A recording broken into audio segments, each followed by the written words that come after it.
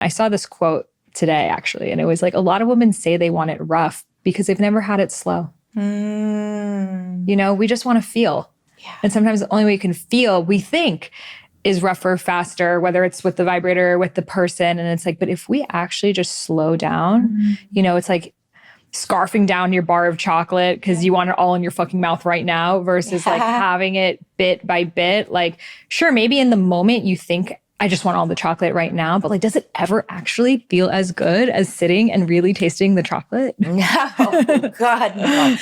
I call that tool slow beauty. And it's a tool we practice, as you know, at S Factor.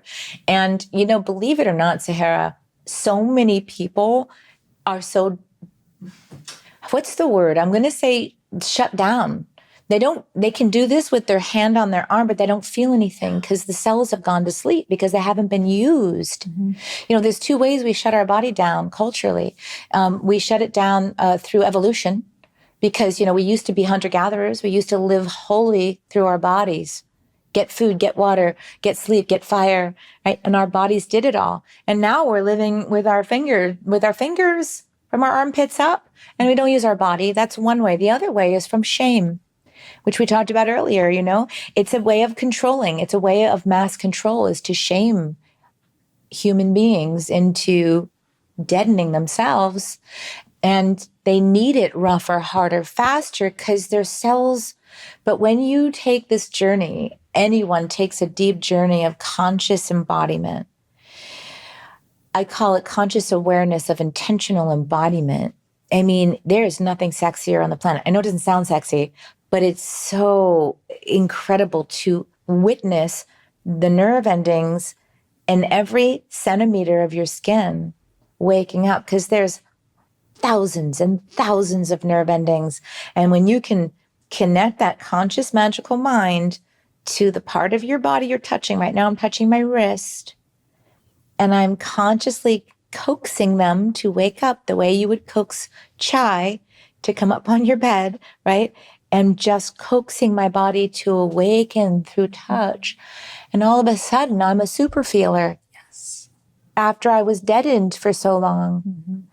So the journey of re-enlivening, it's profound because it brings up. You talk about the dark night of the soul.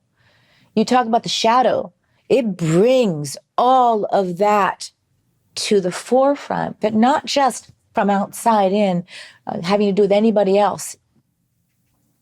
It's your own dark night of the soul and shadow work of falling in love with the shadow, and falling in love with all of yourself, which brings me to the 10 erotic creature iconic energies.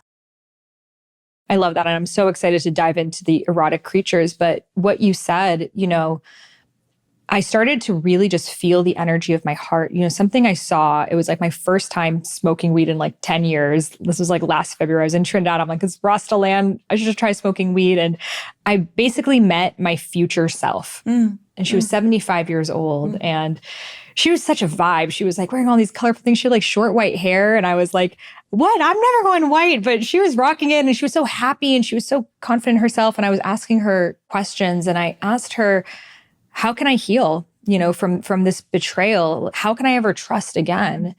And she showed me that my heart had a cage over it. And my guides did this like psychic surgery on me. And all of a sudden the cage door opened of my heart and all of these butterflies flew out. And it was like all of this love inside of me that I've always had, but never felt it was safe to share, starting with being a little girl and my dad, you know, I have to be perfect for him. He just came back from work and ask a good question and do the right thing. And just in life, I feel love is such a vulnerability. And so many of us, especially women, like we have endless love inside of ourselves and we just want to love, but it's like, is it safe to love? Are you going to leave me? Am I going to come on too strong? And all of the stories, and it's more and more repression, more and more repression. And so just feeling all those butterflies in my heart, which is actually what led to me getting these butterfly tattoos right here. Oh People can see it through this shirt, actually. Oh my God, that's so beautiful. Thank you. And what? Yeah, and I actually breed butterflies now. I'll show you. I have like 33 caterpillars here that I breed monarchs. Okay. And I like took a full butterfly path. Oh, that's cool. But so that got me to start really touching my heart and really just like touching like this, like just opening my heart, really just with soft, soft fingers, and just starting to feel more, doing the infinity sign figure 8, which is like that Taoist practice as well. And then going into breast massage, but even the breast, it wasn't really even a massage as much as it was the way you were just touching your wrist, just really slow, really gently. And I've always had like sensitive breasts, but this was like a whole other level of just like sensation, like beyond any orgasmic feeling I've ever had in my entire life.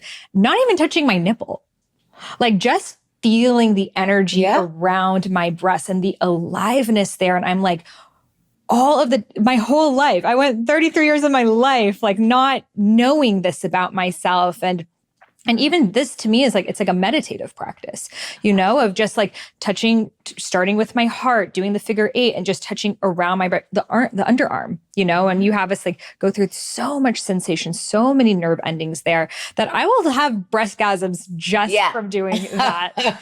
But like not like, and I feel like every orgasm has its own flavor. Those ones are like pure love. And if I didn't just start that journey of just feeling what was in my heart, which was also the sadness of my heart, the despair of my heart, like that old, I feel like a lot of us have this like old haggard woman in us that's just like, oh my God, like I'm just so disappointed. Like the men keep disappointing me, and like meeting her and letting her have the microphone and say what she wanted to say. And, and it's a journey. It's not like I'm always in this like beautiful love. I'm not in this Lakshmi all the time.